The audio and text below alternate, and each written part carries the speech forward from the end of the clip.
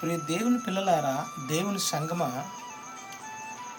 మనం ఎంత పరిశుద్ధంగా, మనం ఎంత జాగ్రత్తగా బతికినా ఈ లోకంలో ఏదో ఒకటి కొదువు ఉంటుంది మనకి. ఇదిగో ఒక లూకా సువార్త 18వ అధ్యాయము 18వ వచనంలో ఒక అధికారి వచ్చి యేసుక్రీస్తు ప్రభు ముంగట మాట్లాడతాడు. సద్బోధకుడా, నిత్య జీవమునకు వారసులకు నేను ఏమి చేయవలని ఆయన అడిగాను. అందుకు యేసు, నేను సత్పురుషుడిని ఎలా చెప్పుచున్నావు? దేవుడు ఒక్కడు తప్ప మరి ఎవడునో సత్పురుషుడు కాడు. వ్యభిచరింపవద్దు, నరహత్య చేయవద్దు, దొంగిలవద్దు, అబద్ధ సాక్ష్యం పలకవద్దు, నీ తల్లిదండ్రుల సన్మానము, ఈ ఆజ్ఞలను ఎరుగుదువు కదా అని అతనితో చెప్పాను.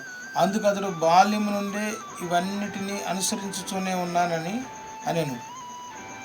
యేసు విని, నీకింకను ఒకటి కొదువుగానే ఉన్నది అని అన్నాడు. అంటే ఇంత జాగ్రత్తగా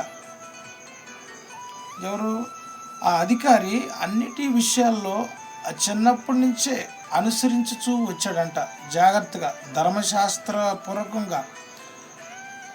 కానీ ఇంకాను నీకొకటి కొదువుగా ఉంది అని అన్నాడంటే ఇంకా మనం ఎట్లుండాలో, ఆయన ఆయన ఆయన ఆయనకి నచ్చిన విధంగా మనం ఎట్లుండాలో ఒక్కసారి ఆలోచించండి. ఆమెన్.